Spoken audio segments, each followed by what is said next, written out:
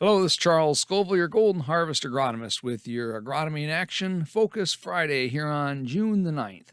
So, certainly another dry week, but the good news is we have rain in the forecast. So, we're looking forward to this weekend. Today, we're going to spend some time just looking back on the service calls, fields I had a chance to walk this week. Certainly hope none of these things are found in your fields, but it is probably some things you will want to take a few minutes and take a look and see if you have any issues out in your own fields. Again, as I always tell my folks, make sure you don't go in that field without a shovel in hand. Most of the things we find tend to be underground more than above ground, and that was the case with a call that I made just yesterday down in the southeast part of the state. The concern was we had corn plants out there that were 8 to 10 inches tall, and in the same field, a lot of plants that were about 2 inches tall, and trying to figure out what was going on. So, got the shovel out, did a little digging, and sure enough, what we found was the leftover damage from the Asiatic garden beetle. So if you've never seen an Asiatic garden beetle before, they're about half the size of a typical white grub, and they are extremely vigorous. Looks like they're just kind of ticked off at the world, so you go and poke at them and they just start squirming. Now, in this case here, there were no grubs present. In fact, most of the nodal and seminal roots had regrown quite a bit, but the initial root on there was completely gone.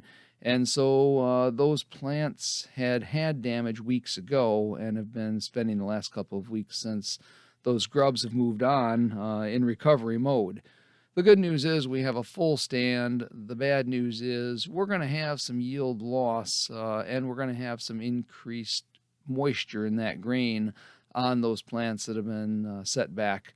We'll also want to kind of watch those for standability late in the season and making sure that we keep up the level of fertility, because with reduced root mass, we're going to need every bit of fertility we can find out there.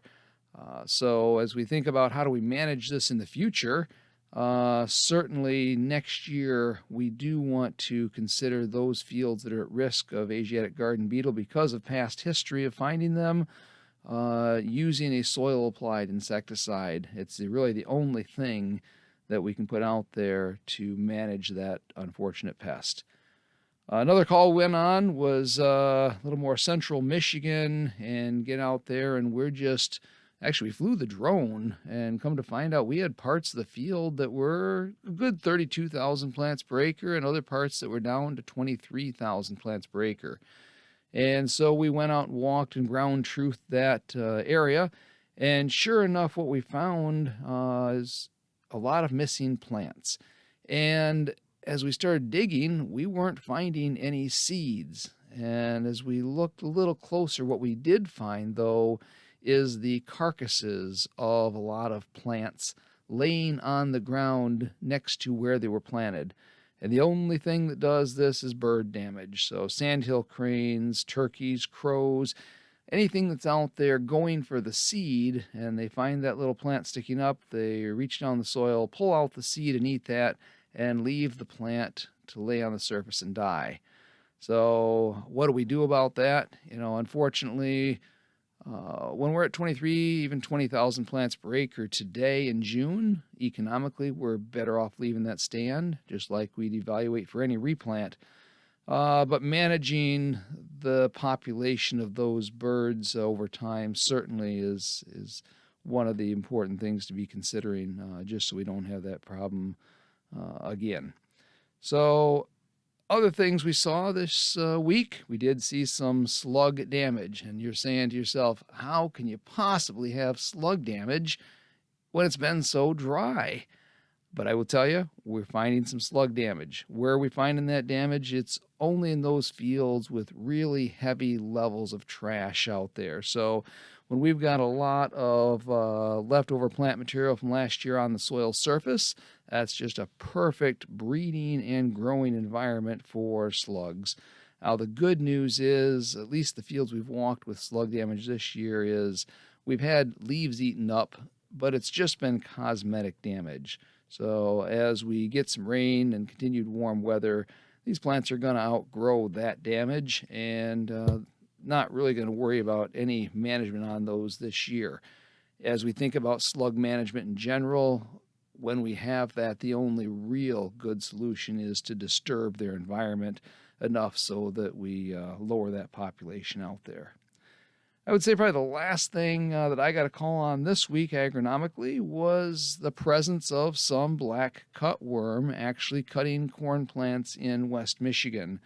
So we've been hearing that the flights were heavy this year. We know that the cutworm don't overwinter in Michigan. They have to be blown in on the storm fronts each year. And we did have a large set of flights here weeks and weeks ago. So if you think about a typical insect and the 4 stages of development, egg, larvae, pupa, and adult, those adults came in on the storm fronts. They looked for nice green fields to lay their eggs, and there were a lot of those, whether it be cover crops or winter annuals. They lay those eggs, and then we do, as good farmers do, we kill off the winter annuals or the cover crop. And then when they continue their life cycle and go from egg to larvae, the worm stage, the only thing left for them to eat out there is that new nice crop that we planted in place of that green cover that was out there before. And so feeding occurs, and then we see the damage. So what do? Certainly if we have those green fields, we need to be out there scouting. And if we don't have a trait to manage that, we need to be looking at about anywhere of 3 to 5% damage or cut plants, and finding 2 or more larvae per 100 plants scouted that are small in size, that 4 to 6th instar stage. If we have that threshold out there, it does pay to get out there and spray. Now keep in mind, these cutworm do most of their feeding at night, so spraying when they're out there is certainly the greatest chance of getting the best kill on those cutworm before they continue to feed here for the next week or so as they continue on their development. So again, exciting week looking at crops in general. Been impressed that there's still some soil moisture out there and not a lot of stress yet. Hopefully we will get those rains this weekend and put us in a great place for getting these crops going and off for a great year. So as we wrap up the time today, if you got any questions, as always, give me a call. This is Charles Scoville, your Golden Harvest agronomist, with your Agronomy in Action Focus Friday.